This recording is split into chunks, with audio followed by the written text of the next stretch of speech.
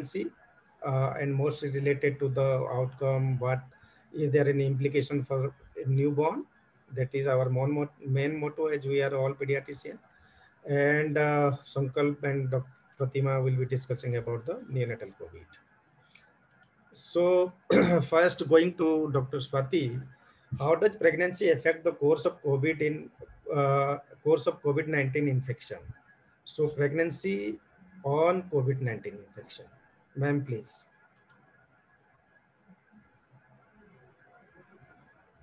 Thank you, sir. Thank you for the kind introduction. At the outside, I would like to thank the organizer for having given me this opportunity. Yeshua, I can't see the slides. So, as regard to the first question, that how does COVID-19 affect the course of illness? There have been, so I must start by saying that our knowledge about COVID-19 infection is evolving rapidly. And every day the guidelines are being updated and we have new data coming up. And my presentation today, I've tried to be as up to date as possible.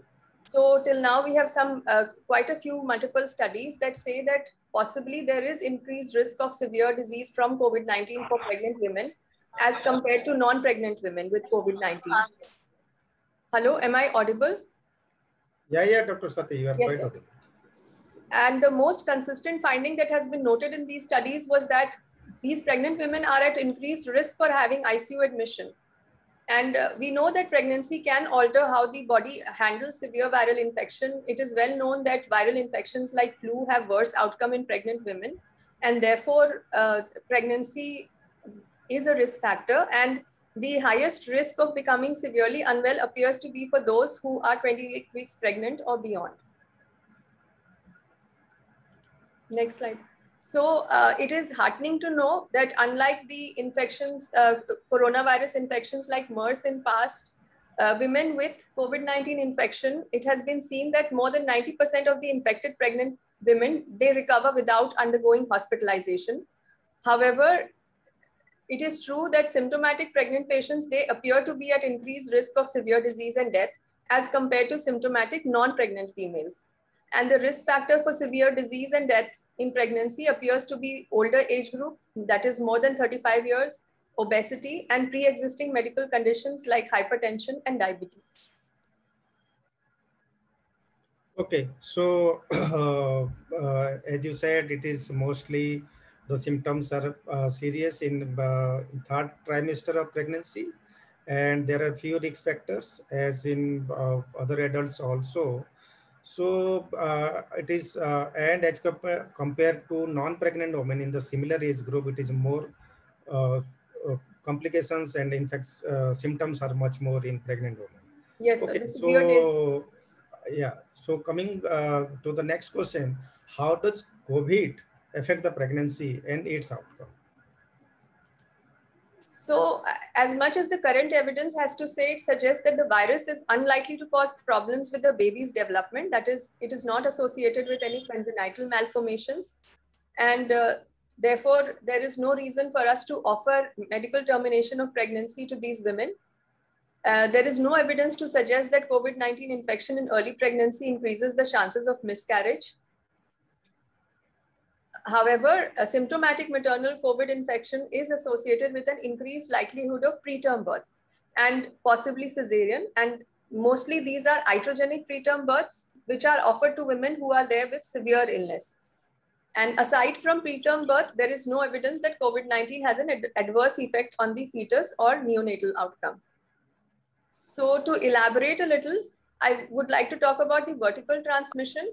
Of course, the extent of vertical transmission still remains unclear, but the data that we have suggests that the congenital infection, that is when the fetus is infected when the mother is infected within 14 days of delivery, then the congenital infection is very uncommon to the tune of almost 2%. And according to the CDC COVID-19 response pregnancy and infant-linked outcome report, it has been seen wherein they studied 5,000 pregnant women. It was seen that only 2.6% of newborns tested positive at birth. So it is attributed that most of the in utero transmission of the infection is through the hematogenous route. Of course, rarely it may be the ascending infection, and the low transfer or the low vertical transmission may be attributed to low viremia rates and the viremia that is transient in mild disease, which infects most of our women. And it has been seen that virus shedding is there in vaginal secretions and maternal feces. However, there is no evidence to support protective effect of cesarean section, meaning thereby that cesarean section should not be offered in an attempt to reduce vertical transmission to the baby. And the passive immunity from maternal COVID is not robust as far as whatever the latest studies have to say. So what you said is that there is no teratogenic effect or there is no increased incidence of miscarriage if COVID infection occurs in the first trimester. And later on, there is coming to the vertical transmission or even that occurs, we are not sure because we have to have a robust and if at all it happens, it is a very minimal. The percentage is near less than 2%. And the most important is the except premature birth, there is no other complications in newborn, at what I understood from your talk. Okay. So thanks, Dr. Swati. Let us move to the next question. And what about the CT chest, which is frequently done, and even if our doctors are also prescribing to go for CT chest in adult COVID patients, or must be prescribing for pregnant women also. So how do you look at this? So yes, there is a lot of hesitancy as far as these radiation-associated investigative modalities are concerned. However, increasingly we realize that they have their own strong place, like CT has its own important place in understanding the course or the severity of illness. So if a woman needs, then a chest X-ray or CT can be offered, definitely with abdominal shielding. It is said that in a single chest X-ray, the radiation exposure is very low, to the tune of 0.005 or 0.01 microgram gray. And even CT does not, in that the fetal radiation dose is very low, and it is not associated with increased risk of fetal anomaly or pregnancy loss. And it is important that pregnant women who are even not considered as severe illness, they are monitored very vigilantly for not just the absolute values, but also for the trends of these, their respiratory rate, heart rate, and oxygen saturation, as we must understand and keep in mind that rapid decompensation can occur in these pregnant women. So what you said, CT should not be a routine investigation, and if there is indications, then we must go for CT, but with a fetal shielding. Okay. Yes. Abdominal shield. Okay. Yes, sir. Abdominal shield. Okay. So fine. So let us go to the next question that we, as pediatrician, we want to know. There are many drugs are used in adult COVID in serious cases. So like thromboprophylactis, steroid, antiviral drugs. Any side effects of these drugs on a pregnant woman as well as on fetus? What is your take? So as far as thromboprophylaxis is concerned, we have used thromboprophylaxis in pregnancy for a very long time. It is essentially safe, whether it is unfractionated heparin or low molecular weight heparin.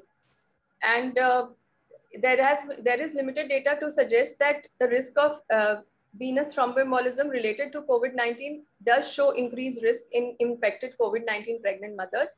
Therefore, and pregnancy in itself is a thrombogenic state. Added to that is the reduced mobility that the woman encounters once she gets admitted in the hospital, and the dehydration that may be associated with the illness. All of this makes the woman more prone for thrombosis. So it is a protocol that pregnant women who are admitted for severe disease, they should be offered prophylactic dose of anticoagulation, and they should be given for as long as the woman is hospitalized or up to 10 days.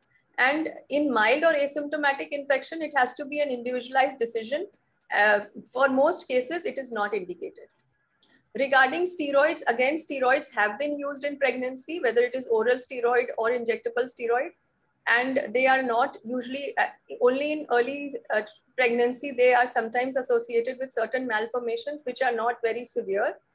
And in later pregnancy, if we use it, it increases the risk of women having hypertension and diabetes in pregnancy. However, there is a very important role of corticosteroid therapy in women who are infected with COVID-19, especially the ones who require oxygen supplementation or ventilatory support. So in them, the steroid therapy should be considered for 10 days or up to discharge. And the medicines that are preferred is prednisolone and hydrocortisone, because usually they are extensively metabolized in the placenta with minimal transfer to the fetus. If a woman is in late third trimester, then steroid for lung maturity may be considered in form of intramuscular dexamethasone 6 milligram every 12 hourly for 4 doses, and then can be switched over to IV hydrocortisone or oral prednisolone. And however, recent evidence does make us doubt the ability of prednisolone and hydrocortisone in helping the mother, where DEXA is preferred more. Regarding remdesivir, which is a novel nucleotide analog, it's an antiviral that has been used in past even for infections like Ebola. And the little experience that is there says that it does not cause risk to the fetus. However, the RCOG, which is the Royal College of Obstetrics and Gynecology, says that it should be avoided in pregnant women unless clinician believes that the benefit of treatment outweighs the risk to the individual. Regarding tocilizumab, which is an interleukin-6 receptor antagonist, there is no evidence to say that it is teratogenic or fetotoxic, and definitely it should be considered in women who meet the criteria, that is, they are having hypoxia with systemic inflammation, where their oxygen saturation is less than 92 and their CRP is high. So all these drugs can be used in pregnancy, but with the proper indication. We should not start all these drugs at random basis. That is your point first. Yes, sir. Second, we can give steroid for preterm delivery. That is not changed. So, and also if required, then mother can be given steroid for treatment. And regarding your thromboprophylaxis, it is well studied in pregnancy in different diseases also, so no controversy in that. Tocilizumab is little bit relatively less data are there, but if it is required, then it is to be given to save the mother without considering the any adverse effect to the fetus. Okay, so life of mother is priority. So if it is required, tocilizumab can also be given. Thanks, Dr. Swati. So coming to the next question, does COVID infection change the decision on timing and mode of delivery? So regarding the timing and mode of delivery, it is an individualized decision. It depends upon the maternal condition, the gestational age of the baby, and other comorbid condition. However, the rule is that COVID-19 per se is not an indication to alter the route of delivery. In mild or asymptomatic disease, if a woman is found to be COVID-19 positive, and if there is no pressing medical or obstetrical indication, we like to postpone delivery till the isolation status is lifted. This also helps in baby getting some passive immunity via the placental route once the woman has the infection. Regarding labor, it is an individualized assessment whether one wants to reduce second stage with use of instrumental delivery. And yes, early decision for CS should be taken if the woman in labor has worsening maternal parameters. However, in severe disease, wherein the woman is not intubated, we must consider delivering a pregnancy which is more than 32 to 34 weeks in the setting of worsening condition, because we understand that pregnancy poses additional load on the respiratory system of the mother. The oxygen requirement is increased. The functional residual lung volume in pregnancy is reduced. The gravid uterus prevents the woman from taking the prone position. So all of these things can be taken care of once the woman delivers. So one can give the steroid cover and then do an emergency delivery. However, the decision in a critically ill patient is more challenging because delivery is advocated if the mother is stable. However, delivery per se can exacerbate maternal condition. Okay, that means the mode of delivery or time of delivery is all depends on the fetal and maternal conditions. Yes. That we follow routinely in our obstetric practice.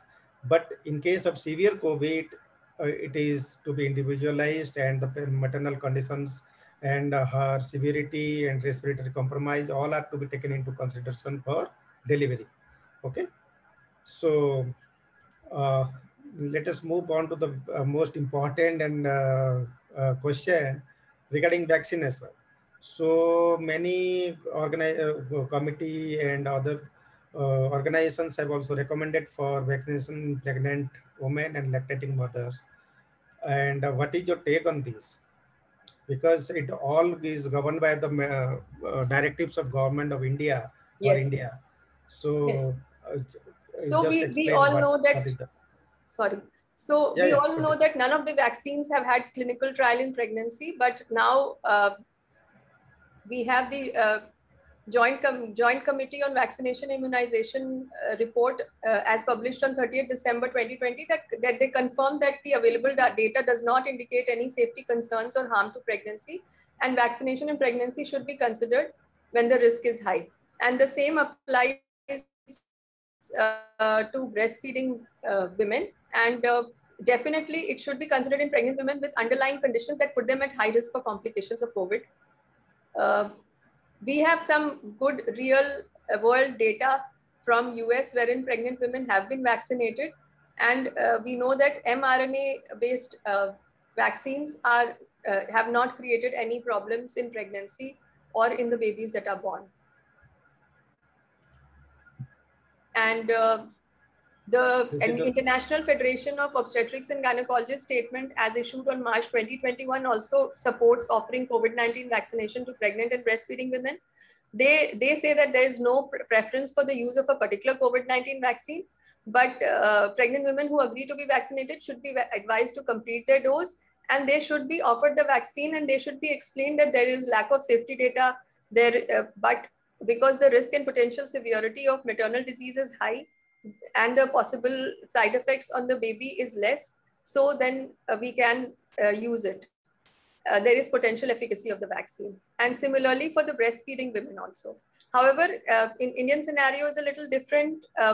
We all know that vaccination in India was started in a trial mode as early as January this year. And this is the Federation of Obstetrical and Gynecological Societies of India gave their position statement in April 2021, recommending that the gynecologists should be allowed to administer COVID-19 vaccine in pregnant and lactating women. And as recently as 19th May, that is 2 days back, we've had recommendation from the National Expert Group on Vaccine Administration for COVID-19 that has been accepted by Ministry of Health and Family Welfare, Government of India. And they have said, they have given their orders that COVID-19 vaccine is recommended for all lactating mothers. However, at present, the directives from the ministry, they prevent us from giving vaccination in pregnant women. So as long as those recommendations are not changed, we cannot offer it to our pregnant mothers. Thank you, Dr. Swati, just for enlightening us about the COVID in pregnancy. So now we'll move on to the next, our neonatal COVID session. And again, this will be a question answer session, and Dr. Sankalp and Pratima will be answering all those questions. Is the screen visible? Yes, sir, but the older slides are visible, not the new presentation. No, these are not older. Just a minute. Older in the sense, Dr. Swati's slides are visible, not ours. Okay. I have to on-share that first, I think. Just a minute. Okay.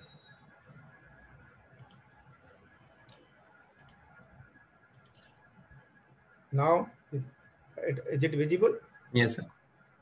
Okay. So I'm making it full screen.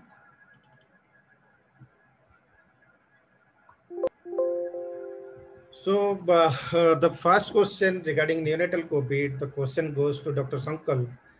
How do you manage a neonate born to COVID-19 positive mother in delivery room, in particular reference to your resuscitation and immediate newborn care? Dr. Sankal. So, good evening, everyone. At first, I would like to give a few points regarding neonatal COVID. These will be discussed in due course by Dr. Pratima also. So first point I would like to make is that we should all understand that till now, whatever case reports we have seen, neonatal COVID is quite rare. And most neonates who have COVID have either asymptomatic or mild infection. That is one. Is it because of differences of ACE expression? Is it because of the naive immune system they have, or CD4 to CD8 ratios? We don't know. But most infections in newborns are mild or asymptomatic. And this will set the premise of the guidelines that I'm going to discuss, right? So that is the first this thing. Second is there are 3 routes of transmission of COVID from the mother to newborn. The first one is in utero or vertical transmission. The second is perinatal, which is during the birth process. And the third one is postnatal, which means after birth through the respiratory droplets or breastfeeding. Of these, the in utero or intrauterine transmission is quite rare. And we have only a few anecdotal case reports of in utero transmission. Most of the babies whom we have seen as COVID positive are either perinatal or postnatal. So in the course of the next few slides and question answers, I will be discussing the guidelines made by National Neonatology Forum for management of COVID babies born to COVID positive mother. So as far as the first question is concerned, how would you manage babies who are born to COVID positive mothers? The first thing is that whosoever is attending the delivery should wear full personal protective equipment. As the guidelines say, when providing healthcare to women in labor with suspected or confirmed COVID-19 infection, allow standard universal precautions to prevent contact with body fluids. In addition, use personal protective equipments to prevent acquiring infection through respiratory droplets.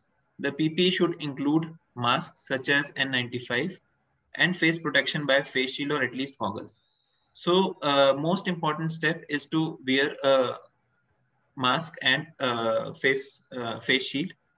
Then there are other guidelines which are standard for dealing with any COVID positive patient, like the room should have a negative pressure. There should be the room should be free from any unnecessary items which may act as fomites.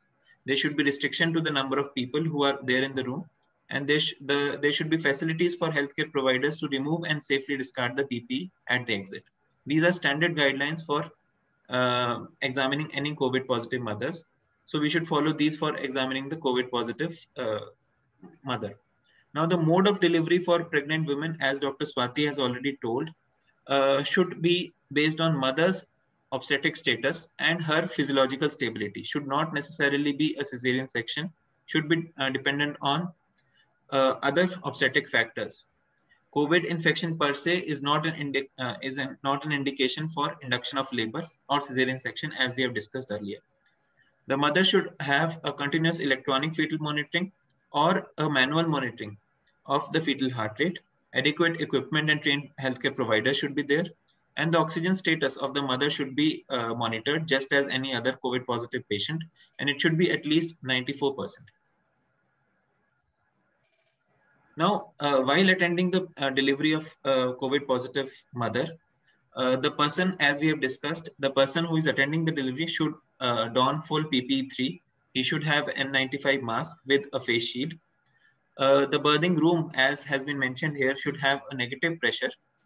The mother should also wear a mask, preferably a surgical mask, as we know that source containment is one of the important steps to prevent transmission of COVID. So she should always wear a mask.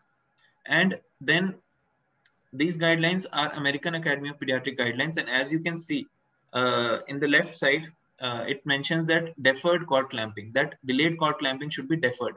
We'll discuss about this later.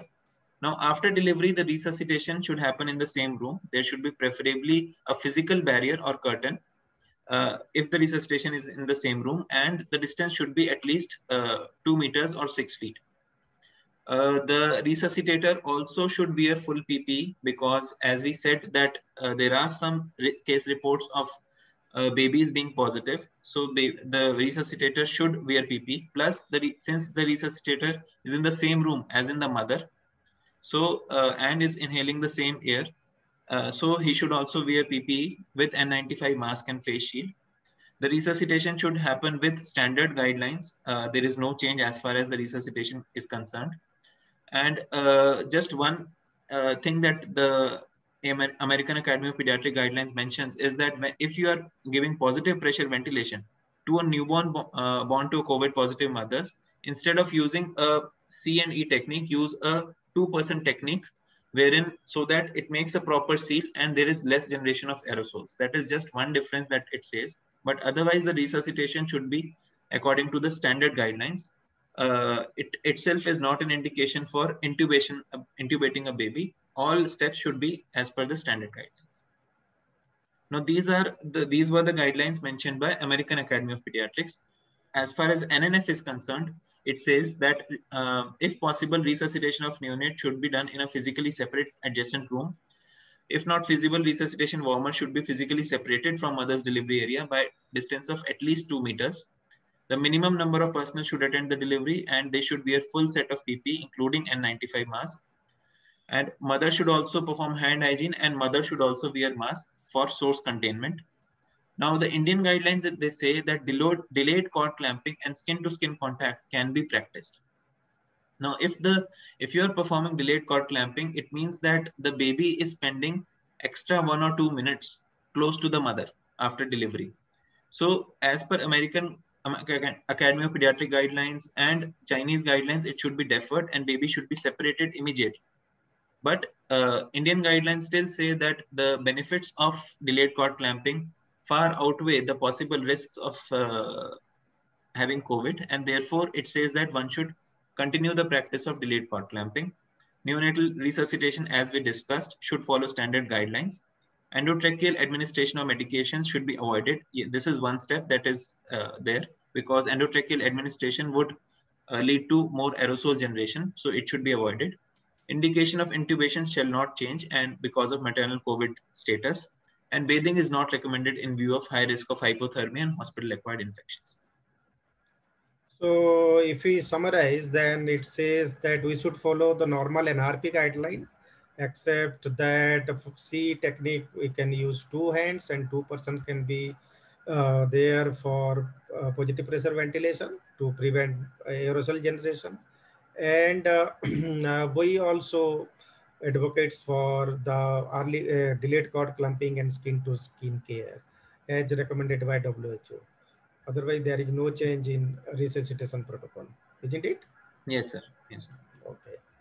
So, Dr. Shankar, suppose a baby is now the baby is stable and after the delivery room care.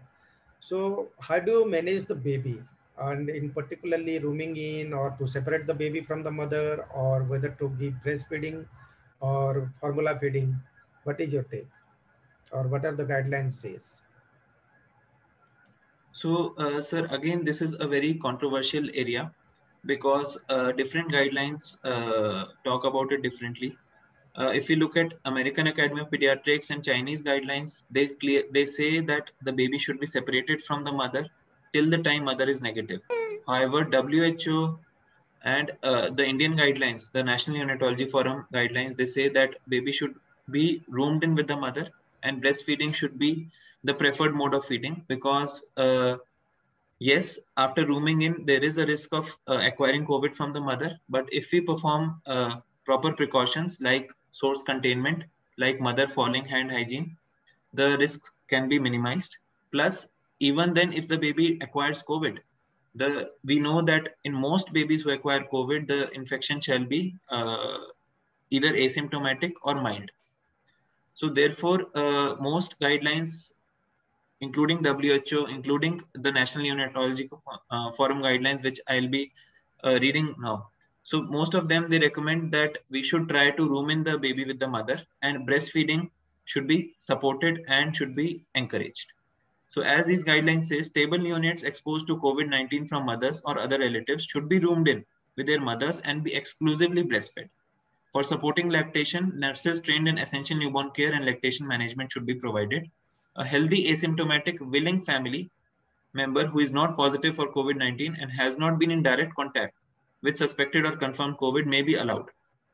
Mother should wash hands, as we discussed. She should wear mask to provide source containment. If rooming in is not possible because of sickness in the neonatal mother, then the newborn can be separated, and then the newborn should be preferably fed express breast milk by the mother by a nurse or a trained healthy family member.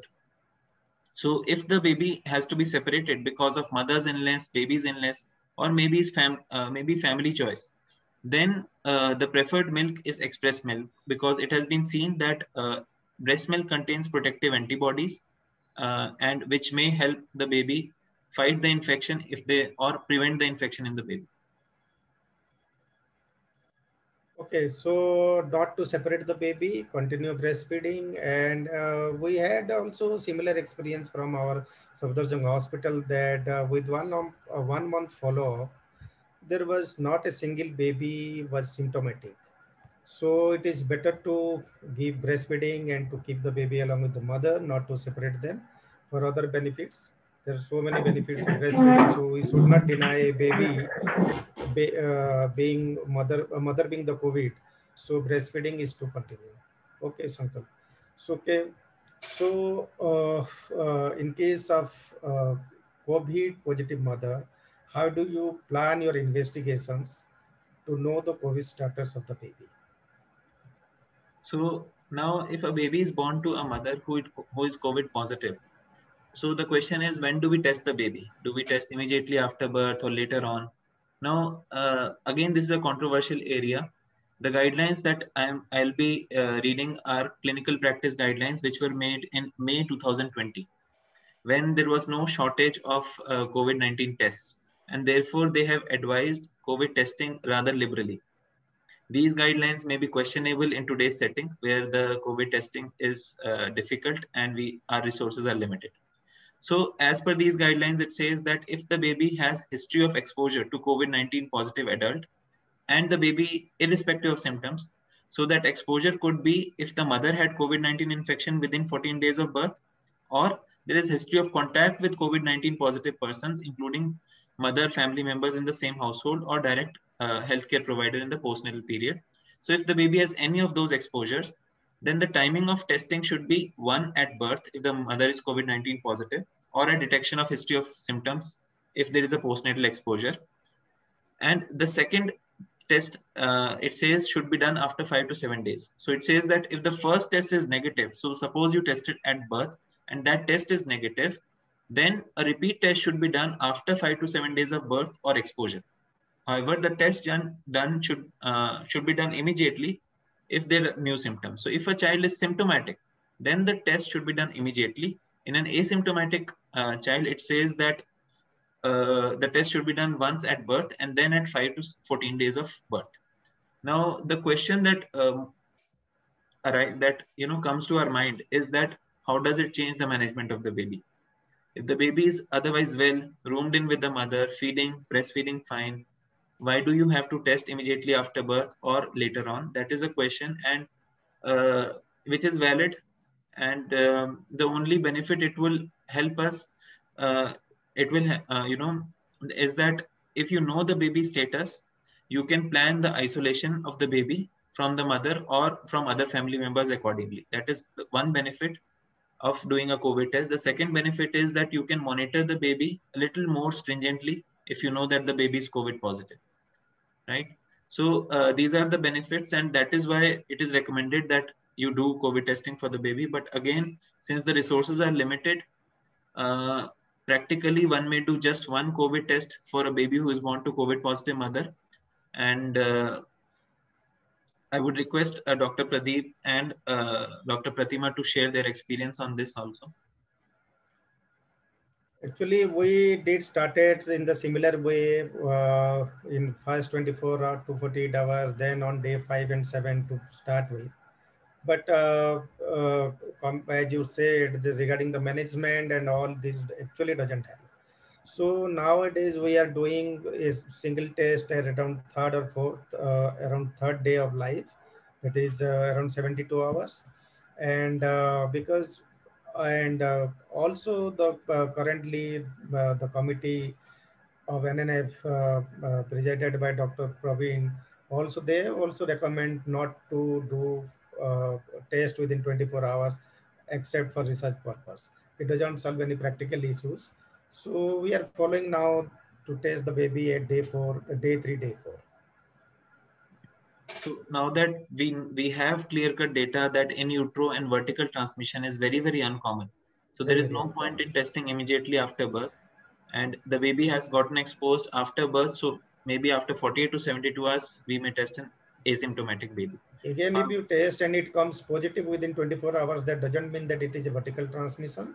Yes, it sir. may be due to other source also during intrapartum or anybody from the mother herself and from any health worker who is positive, COVID positive. So it is not, if the baby is not symptomatic, then it is unnecessary to do COVID testing within 24 hours. Yes.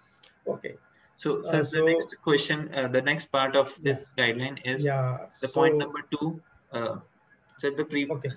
Point number 2 is that if the baby is presenting with pneumonia or severe acute respiratory infection that requires hospitalization with onset at more than 48 to 72 hours of age, then definitely all babies who are presenting with severe acute respiratory symptoms after 48 to 72 hours of age, they should undergo a COVID-19 test. Any baby who is presenting with late onset sepsis or pneumonia-like picture should undergo a COVID-19 test. So any symptomatic baby, whatever may be the symptom, they should be tested for COVID. Okay. Yes. So the next question is how to organize the neonatal care unit for COVID-19 sick newborn. And Dr. Pratima, please answer this question. How you organized your own neonatal care unit when the COVID started?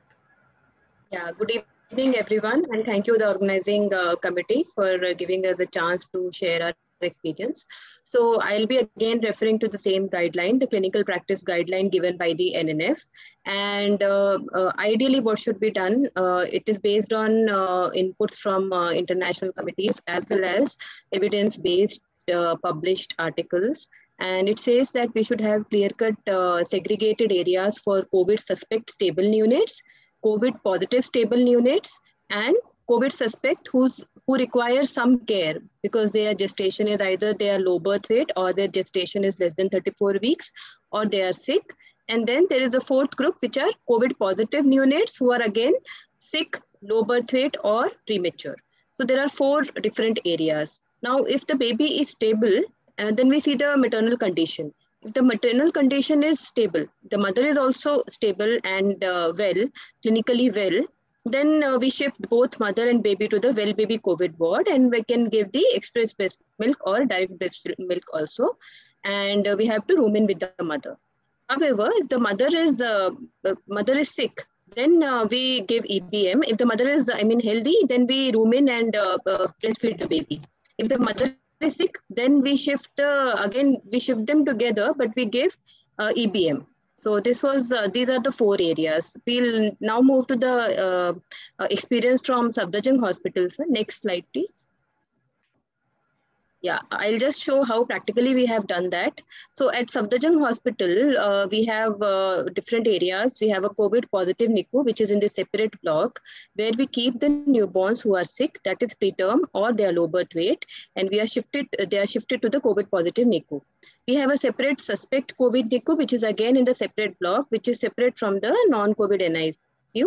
And there we keep the babies who are either COVID negative or awaiting their reports. And basically, they require some NICU care in the form of CPAP or supportive care or feeding support. And then we have a COVID postnatal block where we keep the mothers and the babies together. like we saw in the operational guidelines. The mother is well, the baby is well. We keep both of them together irrespective of the COVID status, and we breastfeed the baby directly. If the mother is sick, then we again put the baby in the separate NICU and give the express breast milk or formula milk if the mother is not able to provide the express breast milk. As Dr. Sankalp told about the delivery room, the air circulation should be around 12 cycles per hour, and negative pressure rooms are not always available, but the circulations are maintained.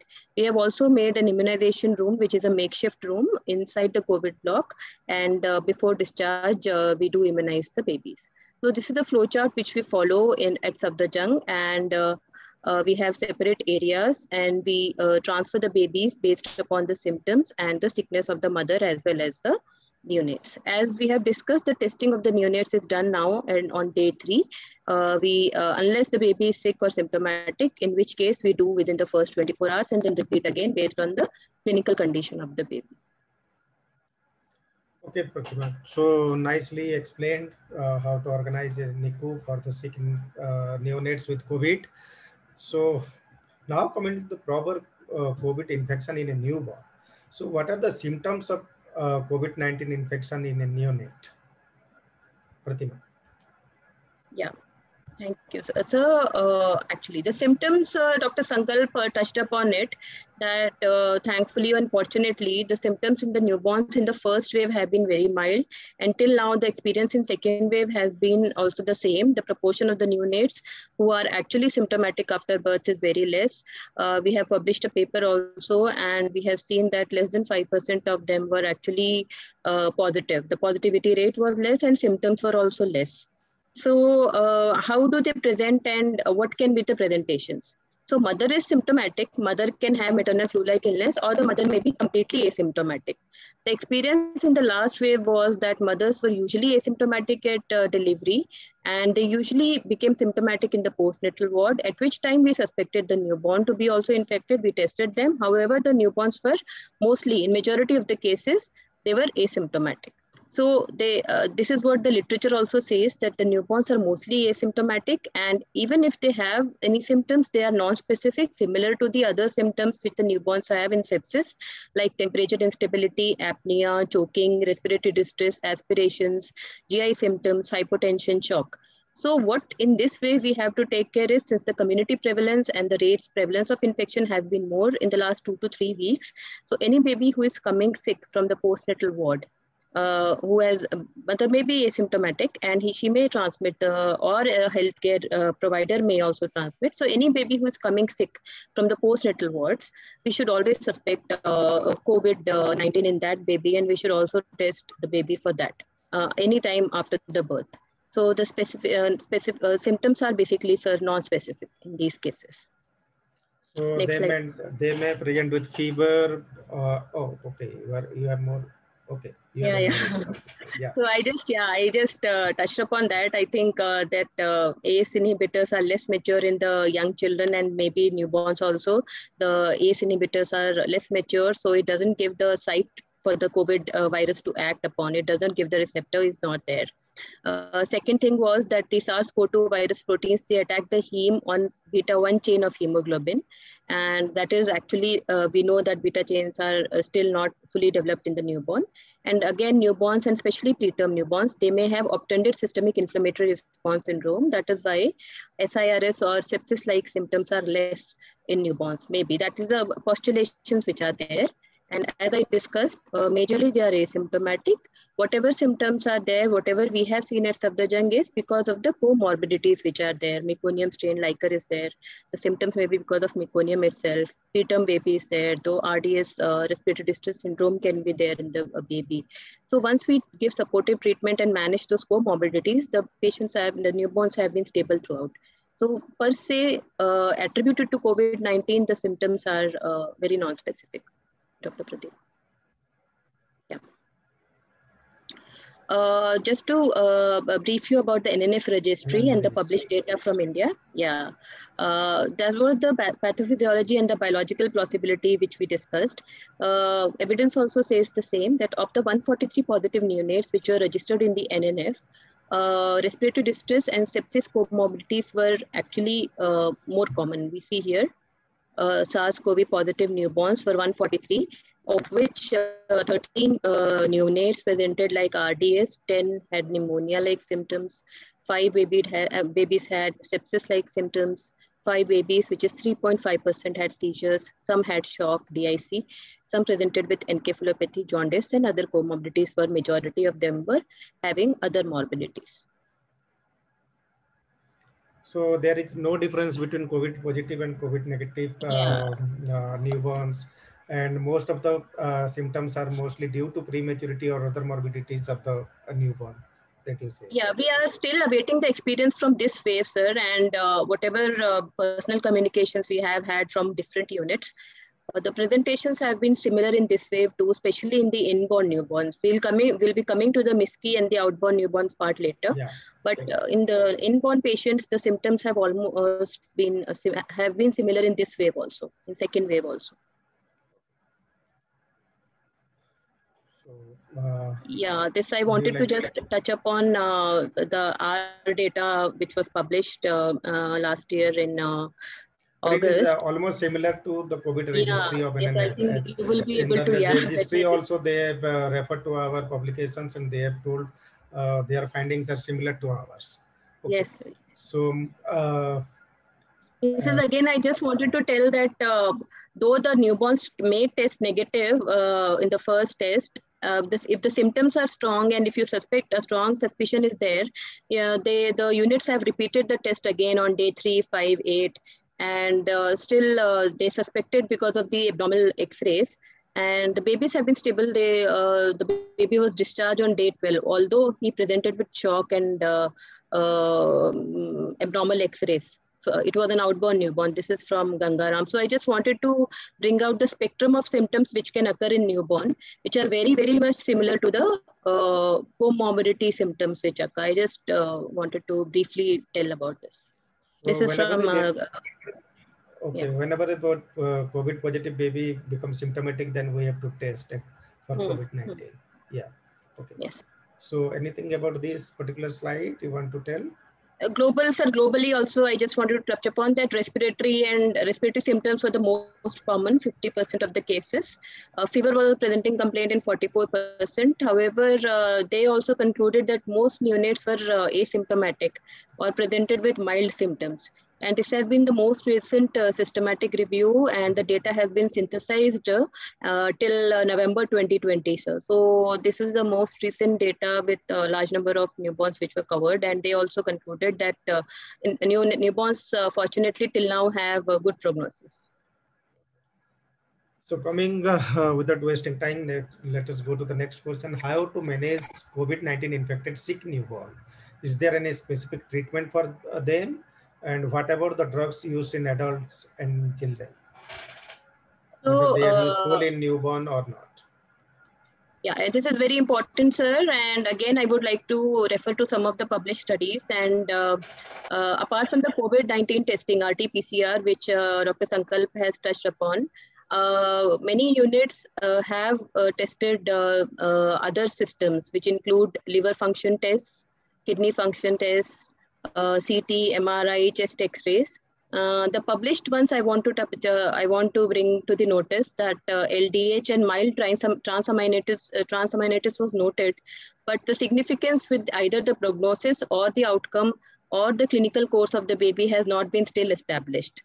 Now with the second wave, we may see some new published reports which may actually correlate this with the clinical course, but till now there is no evidence that ancillary investigations will guide us to anything, especially in inborn patients who are born to COVID positive mothers. We also did the viral load in our institute, and we saw that viral load in the form of cycle threshold of E and RDRP gene, both in mothers as well as newborns, was not correlated with actually any of the outcomes, including discharge, duration of the stay, or mortality, or the symptoms of the newborns or the mother. So basically, we didn't find it useful for clinical management.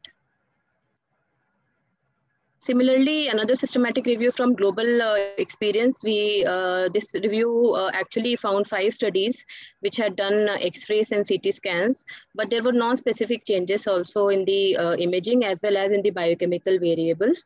They also reported that there was some abnormal liver functions in those, but importance of that in terms of management was not established. Even in the NNF registry, we see that most of the management was supportive management in the form of respiratory support, either CPAP, ventilation, surfactant, as per the standard unit protocols and indications. Shock inotropes were given for shock. 2.8% of the patients in the NNF registry received steroids. None of them received IVIG. This is all about the first wave. And 2 patients, that is 1.4%, received antiviral in the form of oseltamivir. But none received IVIG. This case report, I just wanted to say that antivirals were given in this case. This was a report from Pune, and this was a strong suspicion, and the baby was sick with fever, icterus, and poor feeding. They did find raised inflammatory markers in the form of CRP and procalcitonin, ferritin, and D-dimers. So they it was justified to give IVIG and antivirals. Chest X-ray, ECG, and echo was reported normal, and the baby actually got discharged. So this was one anecdotal case report, which actually points towards MISC, or multisystemic inflammatory syndrome, in the newborn in the first wave. So this was one case which I could find in which the specific therapy was given. But 99% majority of the cases, as we saw, improved upon with the respiratory support and other supportive management. So here also they have used lopinavir and ritonavir, which is not recommended nowadays, even for the adults. Yeah. Yes. So we don't know what actually whether it was IVIG was helpful in this patient, or it was the supportive management which cured that child. Okay. This was the actually conclusion given by the NNF clinical practice guideline, that none of the adjunctive therapy like steroids, IVIG, convalescent plasma is recommended. However, they will be updating it soon, and we will see in the light of MISCI how the management actually may change a little bit once we come to the next question. Dr. Pradeep, yeah. Okay. So as you told, now do we see multisystem inflammatory syndrome in neonate that we called MIS-N, and how to identify and manage such a condition? So it's actually evolving, as Dr. Swati told in the introductory lecture itself. The knowledge about this disease has been evolving. And one of the recent terminologies which has come up in the newborn, which was not seen in the first wave, is multisystemic inflammatory syndrome, or MISCI-N. So what happens is it's similar to the autoantibodies or the antibody antigen disease which occurs in the newborns. Example I can give is RH isoimmunization. Similar to that only. Here the disease starts in the mother itself. The mother is COVID positive, so she develops antibodies which actually are transmitted to the newborn by the placenta, IgG antibodies. So the mother may be either asymptomatic, maybe COVID positive 2 to 3 weeks back, and she will form antibodies which can be transmitted to the newborn. And newborn in turn manifests a hyperimmune response, which can cause multisystemic manifestations in the form of involvement of lungs, which can cause hypoxemia, pulmonary infiltrates, PPHN, prolonged PPHN. It can involve the gut and cause NEC, feeding intolerance. It can involve the renal system and cause oliguria, renal failure, anasarca, swelling, edema, and electrolyte imbalances like hyponatremia, which may manifest in inflammatory markers, rise in inflammatory markers like increased D-dimer. Pro-BNP is a very important marker which units are doing to look at the myocardial dysfunction status, and increased troponin. Along with it, if echo is available, many units are doing echocardiography in which the coronary vessels and the abnormalities in the vessels are seen, ejection fractions are seen to be low. So if any of the two systems are involved, basically that qualifies to be a multisystemic inflammatory syndrome. However, there should be a setting of a mother being either a COVID positive in the past, or maybe asymptomatic, or mother should be having antibodies in her blood. So antibody testing in mother and baby is essential to actually confirm MISCI. Because there is a tendency to overdiagnose MISCI, because all these symptoms can occur in neonatal sepsis also. So it's a challenge to diagnose MIS-C in a confirmatory way. Again, I'll quote the same published literature which Dr. Sankalp has shown. They have also reported anecdotal case series in which 2 or 3 newborns were there, in which one of the family members was positive and the newborn was exposed to the positive family member. In one of the cases, mother was positive for both IgG and IgM antibodies, and the newborn presented on day 2. Similarly, a 7-month-old preterm baby presented in the first week of life with such symptoms.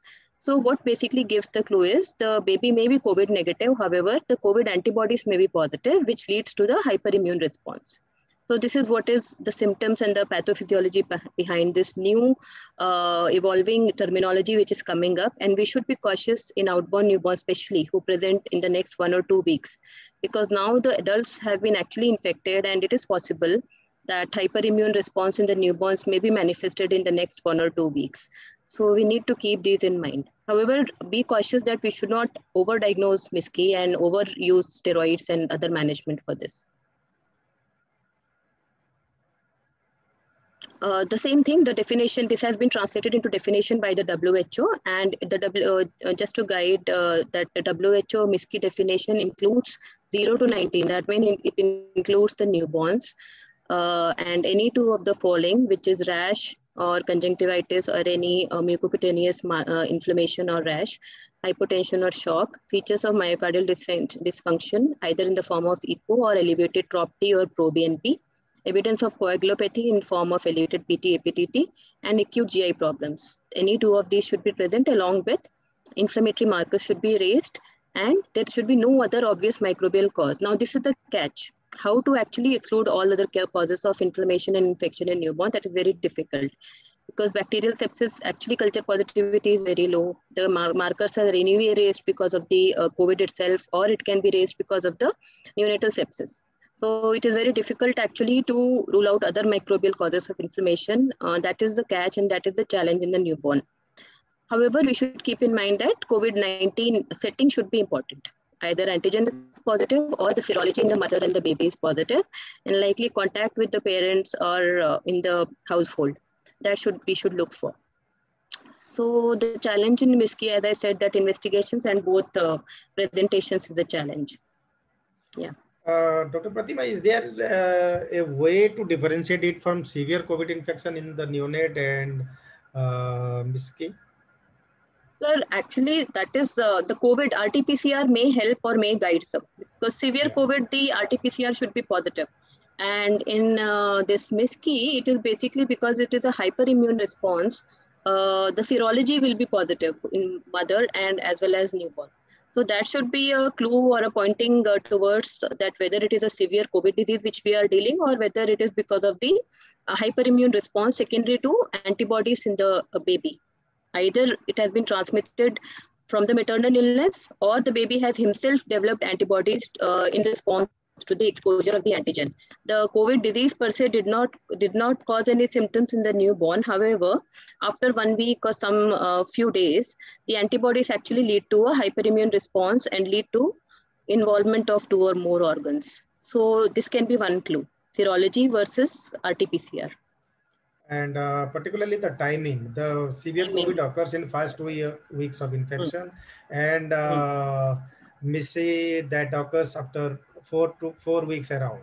So the timeline is also important to differentiate these 2 conditions. Okay, thanks, Pratima. Next question is, what about the discharge, immunization, and follow-up of COVID-19 infected newborn? Thank you, sir. The discharge of the newborns actually is based upon the unit protocol. Suspect neonates here means that neonates were suspected in the initial phase because of the either born to COVID positive mother, or they presented to the emergency as outborn with some symptoms. However, now they are proven to be COVID negative. So we actually see the clinical course, and they can be discharged along with the mother. Early discharge as per as the unit protocol goes, 24 to 48 hours or 48 to 72 hours if the child has been stable. And for COVID positive, SARS-CoV positive newborns, again, the principle remains the same.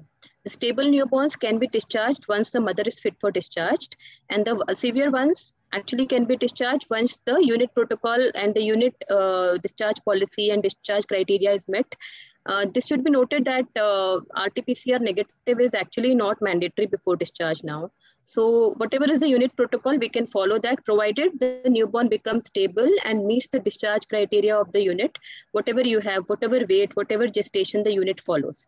For example, here we follow 1400 grams and 34 weeks gestational age. So if the baby reaches that and is clinically stable, initially was sick, but he reaches that discharge criteria, we discharge the baby. Asymptomatic, yeah. So repeat of RT-PCR is not required. That is the main point we should tell the audience. Okay. Immunization.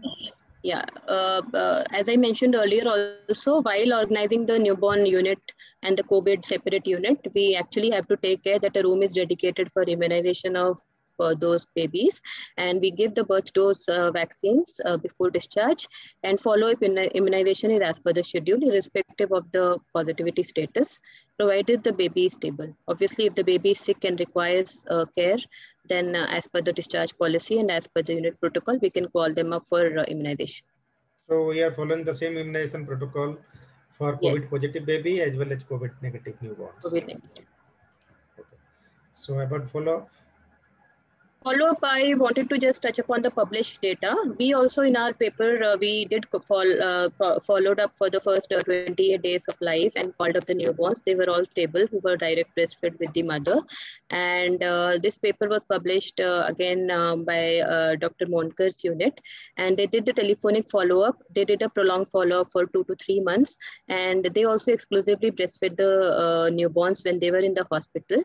And they all were healthy, and thankfully there were no readmissions and no symptoms in the first 2 to 3 months of life. We should make sure that the danger signs are explained as per the normal non-COVID positive newborns. We explain the danger signs. Similarly, we should explain them the danger signs.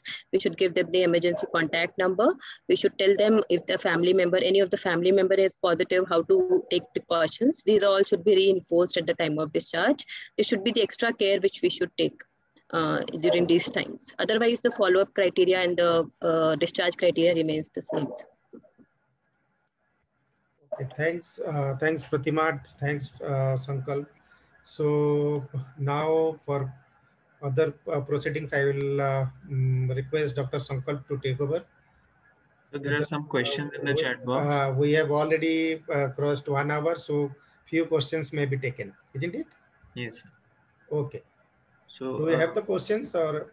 One question was there for Dr. Swati. How many days after delivery can the vaccine be given? Dr. Swati, please. Sir, actually, there is no evidence on that. I think anytime after delivery, the woman is okay to be given vaccine because the baby is already out. Our safety concerns are for the baby. So once the delivery has happened, the vaccine can be given. But I don't have any good concrete evidence to support my statement. I'm sorry. Okay, but scientifically, what you said seems to be pertaining to the situation because baby is out, so no need for any safety issue. So it can be given after delivery. Okay, Sankalp. So if anyone has any other questions, they can unmute themselves and ask.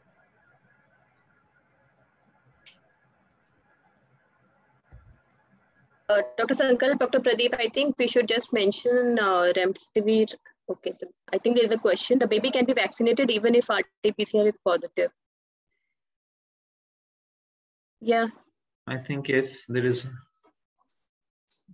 So yes, the stable baby who are being discharged because we are not repeating the RT-PCR in stable newborns here at our unit, and we are immunizing them. Dr. Pradeep, would you like to add? Yeah, same. So hope the question is about regular vaccines and not COVID vaccine. Regular vaccine, of course, regular vaccine, but not COVID. For children, it is not recommended now, so we are not concerned about the COVID vaccination. It is regular. Dr. Ayush Manchanda has raised his hand. Dr. Ayush, please ask.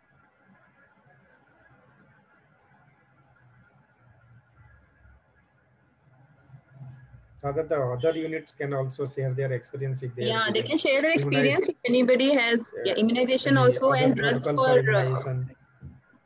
for MIS-C if somebody has used dexamethasone, methylprednisolone. think First, we remdesivir can is... take the question of Dr. Manchand Ahir. I would like to ask one question. Is there any special disinfection protocol in the nursery for such babies? Because hypochlorite solutions may be not very well tolerated by the newborns. Pratima, you can answer that.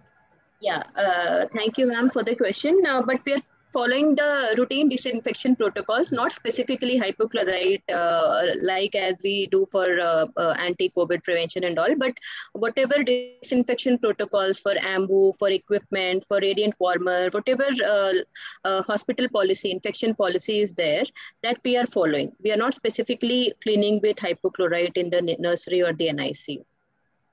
We use the quaternary ammonium-based compounds and other compounds which are there in the hospital infection policy, and we are using that only for the cleaning and disinfection.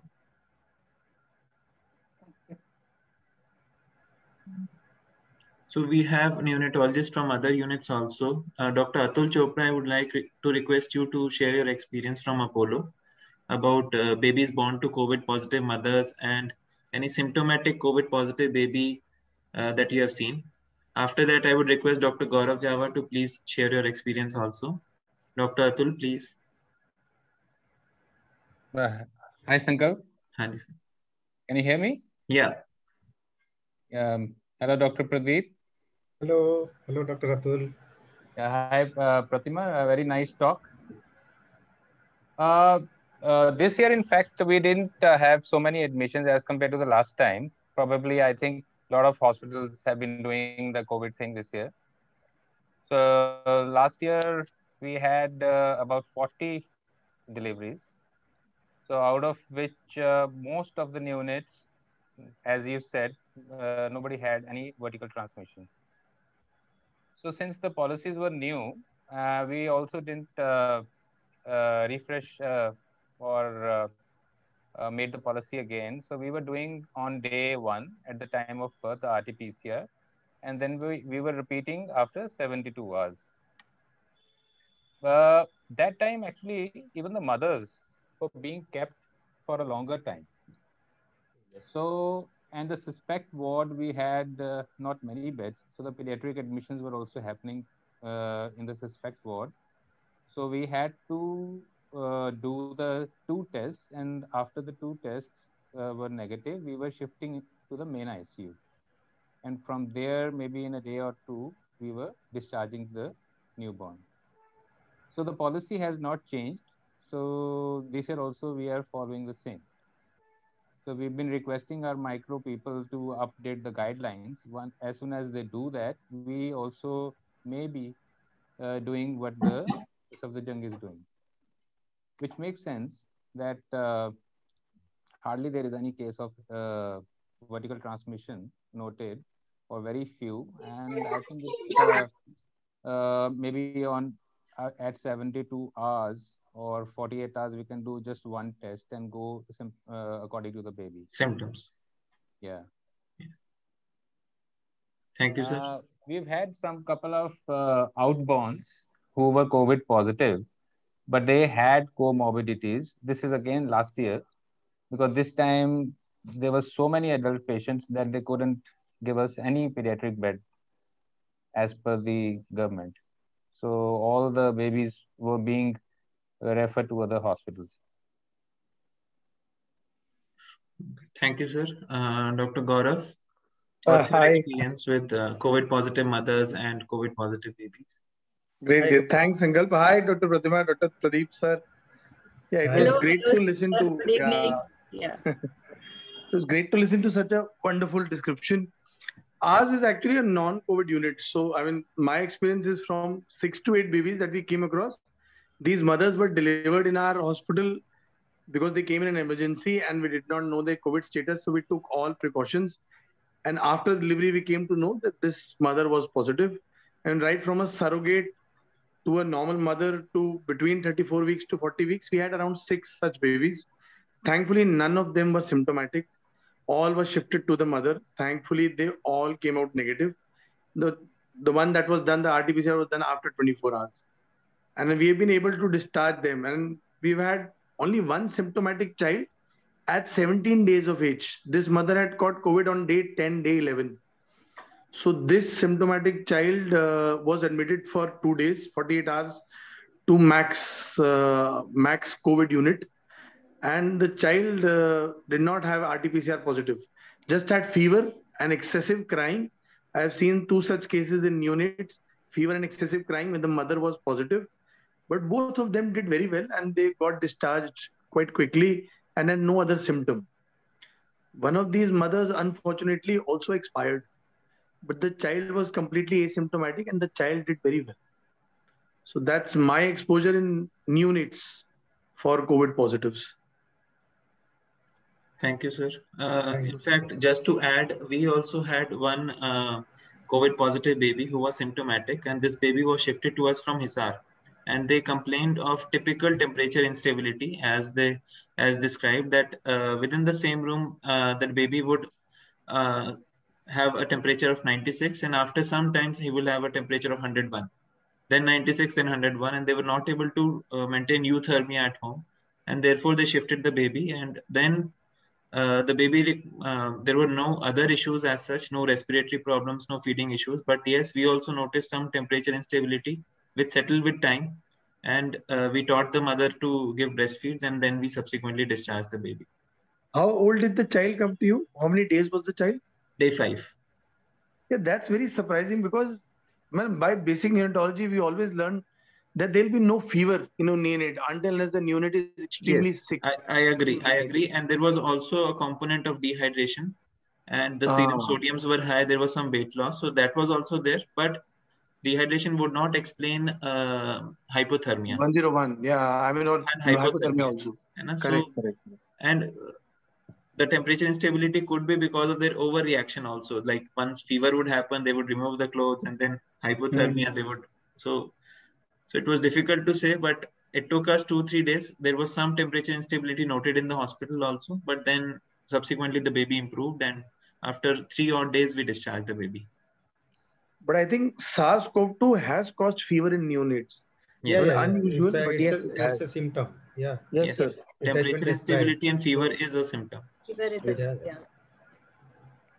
Even on our Indian NNM registry also it has been mentioned that fever is a symptom in neonate. Yes. So there is one question in the chat box by Dr. Rajat. It is, if the mother is RT-PCR positive 3 weeks back and RT-PCR positive at the time of delivery, but at the time of delivery also, but asymptomatic.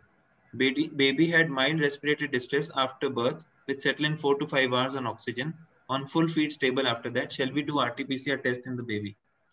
So mother had actually what we follow is that if mother is symptomatic or COVID positive 14 days prior and 2 days after the delivery, then we should go for all these testing. And baby is having respiratory distress for 4 to 5 hours and settle down with no intervention or minimal intervention, then no need to test for this baby. So I agree. Anybody else, any comment? Most guidelines recommend 2 weeks, window of 2 weeks. So if there is a COVID infection within 2 weeks of delivery, then only we consider testing the baby. Otherwise, we don't.